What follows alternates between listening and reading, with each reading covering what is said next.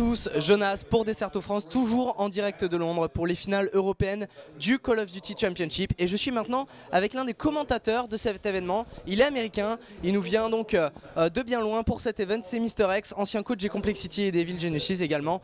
On va lui poser un petit peu quelques questions par rapport à son expérience américaine, mais notamment déjà, qu'est-ce qu'il pense de cet événement. So thank you for taking the time for this interview for the French community.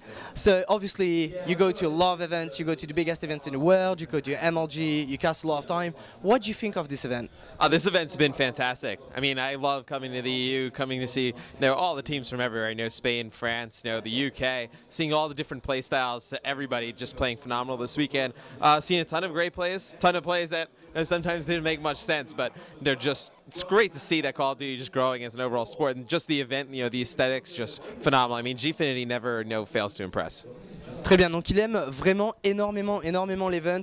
Il adore venir en Europe, voir tous les différents pays, les différentes équipes, que ce soit la France, l'Allemagne, l'Espagne. Il voit des choses qu'il n'a pas forcément l'habitude de voir, qui des fois n'ont pas vraiment beaucoup de sens pour lui. Mais de manière générale, il y a vraiment de très belles actions ce week-end. Et de la part de la Gfinity, il adore cet événement, très bien, très propre au niveau esthétique. Et il n'est jamais déçu. Alors c'est vrai que on l'a connu comme coach, Mr.X, donc on va lui demander un petit peu comment s'est passée cette transition et est-ce que ça lui manque. So, we've seen you coaching the biggest team in the world, Complexity and Evil Genesis. How does it feel now being on the other side, being a caster? Do you miss this involvement day to day with the players? Or do you feel more happy now? I'm extremely happy with what I'm doing right now. I love dealing with players. I really love the competition of esports. I mean, I've been playing, been involved since 2006, but I miss the competition a little bit, but casting, I love it. I mean, I can kind of give people the insight of what is actually going on in the game, insight on, players, which players play certain play style versus another team, see how that would kind of clash off each other, kind of build a story for the viewer at home. And I really, I've learned to kind of fall in love with that. At first it was a little bit of an odd transition. I was kind of, really still into the competition of it, really want to be a part of it. But as I've gotten, more experience casting, a little bit better at casting, it's definitely been more fun. I definitely love what I'm doing right now. Très bien, donc il aimait vraiment son implication jour au jour avec les joueurs, mais maintenant il aime vraiment énormément ce qu'il fait, il aime cette façon dont il peut connecter les viewers à la maison avec le temps avec la manière de jouer des joueurs, leur manière un petit peu de s'adapter aux différentes équipes et de donner vraiment toute son expérience en termes d'interne par rapport au jeu. Voilà, c'est quelque chose qui lui a beaucoup plu au début, il pensait pas vraiment que ça allait être comme ça.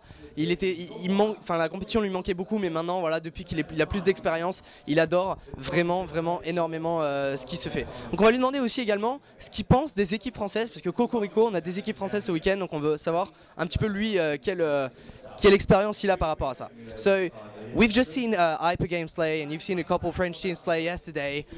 How do you feel about French teams, and what do you think of their playstyle in general? The French have always played really aggressive. I think for them to kind of hit that next tier, they're going to have to figure out a way to change their pace a little bit. Play a little bit slower, play a little bit together. But their gun skill and just their movement really impressed me here this weekend. Hyper Games had some phenomenal games, but I just casted one. They were able to take that 3-0, huge place by Maxi, and then obviously Vitality with Gotaga. I mean, they're another great team as well. He always puts on a show every time we see him play. So two of the most fun teams I've watched this weekend. Definitely their play style very aggressive. They're going to need to figure out a way to win those S&Ds. It's really kind of what puts them down a little bit right now. Très bien, donc les Français ils ont toujours eu un style de jeu extrêmement agressif et voilà, il va falloir qu'ils réussissent à changer un petit peu leur style de jeu, réussir à le ralentir un petit peu, jouer un petit peu plus ensemble s'ils veulent réussir à passer au prochain niveau cette année. Il disait, il a vu jouer Hyper Games, il est vraiment extrêmement impressionné par le skill des joueurs français, leur gun skill, etc. C'est quelque chose qui le surprend et par exemple voilà, on disait Maxi, là on vient de voir le match de Hyper Games, ils ont extrêmement bien joué, Gotaga également, à chaque fois qu'il voit jouer les Vitality, l'impressionne énormément. Donc voilà, du bon côté français, mais il va falloir corriger peut-être les quelque chose. Dernière question pour Mr.X, ça va être de savoir quel team voit-il gagner ce week-end et quelles sont les meilleures chances européennes à aller. So we've got like a great tournament coming up today with amazing teams. Who do you think is going to take it? What would be your top three? And what chances do you think EU teams have in LA? I think the top three here probably be Epsilon TCM final. I think everyone's kind of predicting that. I think Aware has had a pretty good weekend. Watson's had a pretty good weekend. Hyper Games really impressed me as well. Wouldn't be shocked if they were able to upset a team, make a run deep in the tournament. Any of those teams, I think, really contend for that number 3 spot. I think TCM and Epsilon really hold that number 1 position. And I think their chances in LA They have a pretty good chance. I mean, North America obviously stacked with tons of talent, but I mean, Epsilon and TCM, two of the most talented teams in the world, they definitely have players that can contend. Obviously, you know, we saw Swanee come to North America, and he tore it up when he was there, so they're definitely capable. It just needs a little bit more practice.